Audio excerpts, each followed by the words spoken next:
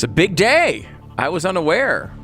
I know. Of this birthday. I know. It's not in my calendar for some reason. I mean, why do you suppose that is? Why? I don't know. Here's a guy who's really made an impact on our world. He really has. You know? And he's 95 years old. Wow. You know, he's outlived almost all of the people that tried to stop him. And to be honest, most of the economies that he tried to collapse. So it's nice. And so I just wanted to just say, happy birthday, George Soros. I mean, I know we've had our quibbles. You threatened my life once. I've called you spooky dude. But let's put all that aside. I mean, you have toppled a few currencies just for sport. You have funded enough political movements all over the world to keep small nations in coups for over a century now, and you've turned philanthropy into a really terrifying word. You're like, wait, the Soros Foundation is behind this? I mean, it's kind of neat. You take people's breath away when we talk about philanthropy, which is nice. And somehow or another, you have learned how to blame everything from inflation to a collapsing society on the people who are pointing out the involvement, your involvement in our ever-collapsing world. Or, if you can't pin it on them, it's the weather. So you've got that. And George, all of this time, all of the hard work, here you are at 95, and to see it all come apart at the very end, to see it all collapse, it's got to be hard. It's got to be hard. But the good news is, most of it is coming because, unlike you, I know people are good and smart and even decent, and in the end, the good guys win. Kind of like they did in World War II. Remember, I think you were a young teenager when you threw your lot in with the Nazis. I know, you didn't have a choice, and I actually believe that. You didn't have a choice. I probably would have done the same thing if I were your age, and I mean that honestly. However, what has always puzzled me is if I would have made that choice, I think I would have had, I don't know, more than just a fleeting moment of reflection on that, maybe... what always puzzled me is that you have never once, in your own words, looked back on that and had a second of guilt or regret. I mean, I think I have this right. You took and sold the goods of homes that were taken by the Nazis from the Jews. They took the Jews to the death camps, and you cleaned out the houses and sold the valuables, which is weird that you have no regrets or reflections on that. Didn't even think about it. Never gave it a second. That was weird. And I was shocked to hear you say that when you were on 60 Minutes and they asked you about that. Now, my follow-up question would have been, have you ever been diagnosed as a psychopath? But they didn't ask that question, and probably didn't have to, because it became very clear that you indeed were a psychopath when you spoke about how when you, quote, do these little experiments with countries and currencies that you collapse, you know that people are hurt, but you find it, and still quoting, I don't know, fun. Wow. That's a different kind of fun there that I've never really understood at all. But, George, people say the measure of a man, a mark of a man's life is the good that he leaves behind. And in your case, that good is still looking for a GPS signal. Haven't found it, but I'm sure we will. And it's sad to think now that you're 95. Again, happy birthday, George. And I mean that sincerely.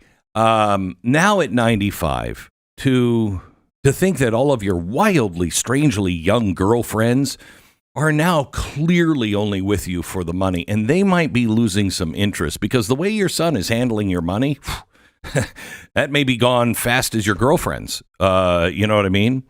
And I know it causes you pain to hear about this, to see your entire world collapsing now at the end.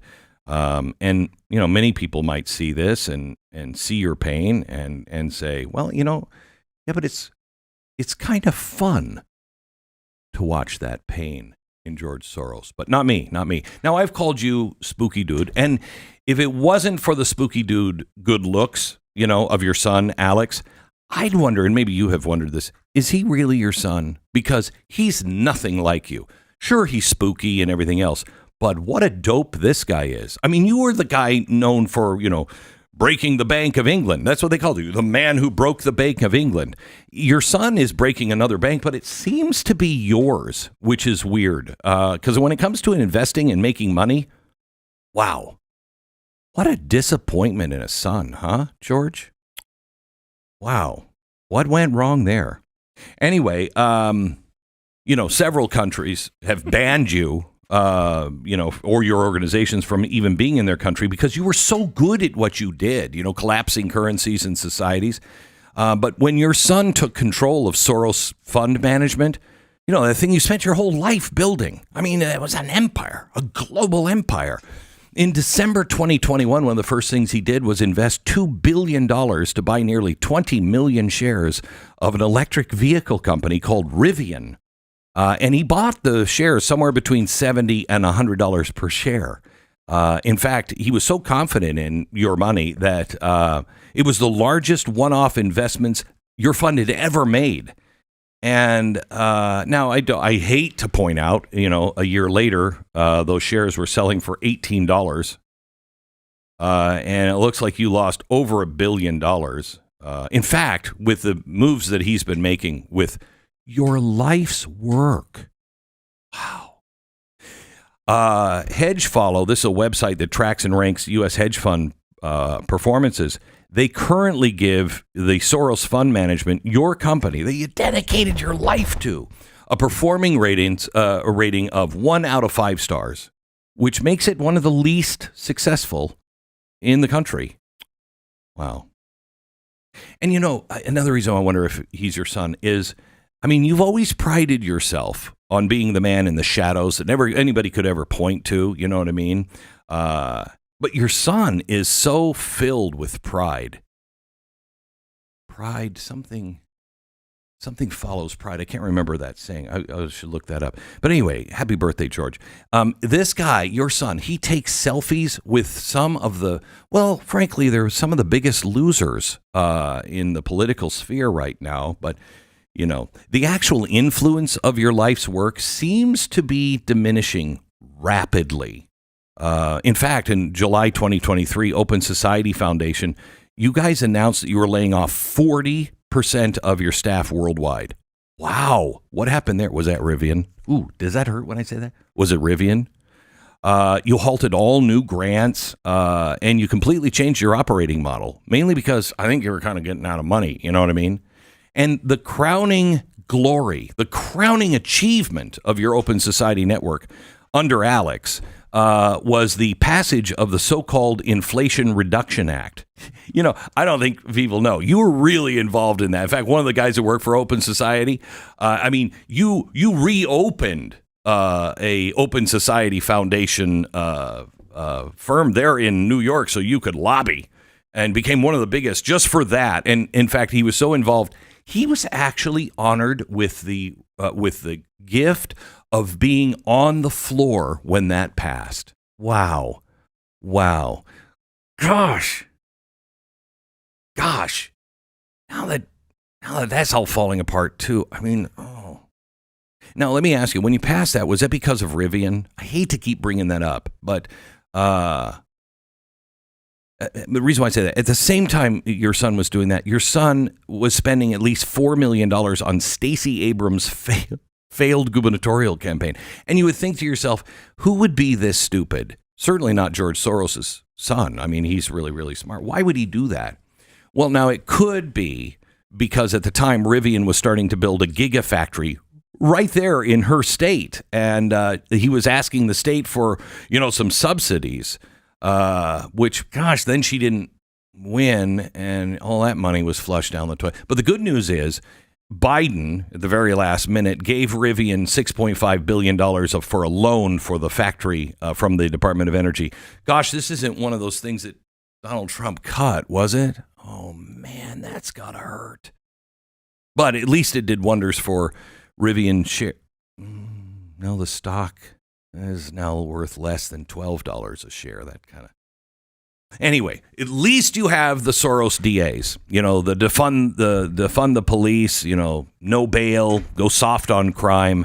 That seems to be working out really well, not really. More than a dozen of your DAs that was your jewel. That was the one thing that you were like, I have all the DAs and we're going to collapse this country.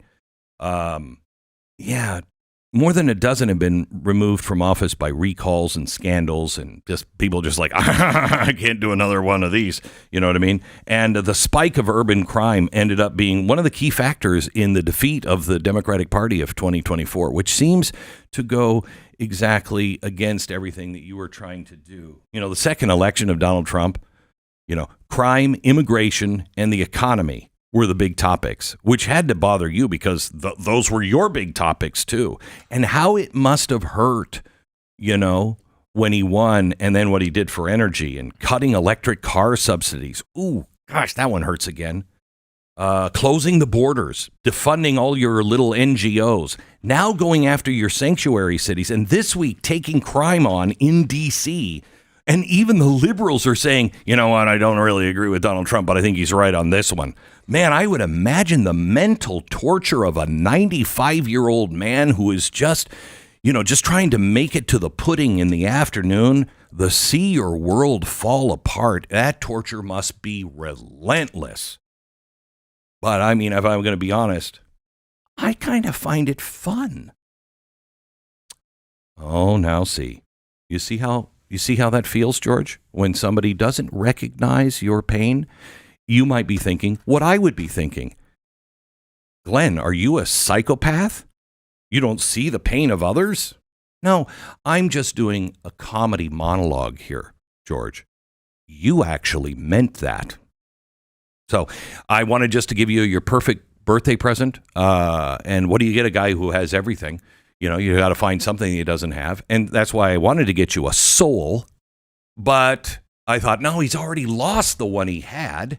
So I don't know if you really would appreciate it. But the good news is you have all of that worldly power and that wealth to keep you warm at night, which is good because you should get used to the warmth. Because where you're headed, I hear is very, very hot all the time. A little beyond warm. I hear it's terrifyingly hot there. But hey, this has been fun, hasn't it? I don't know. I just kind of find it fun to wish you a happy 95th birthday, George Soros.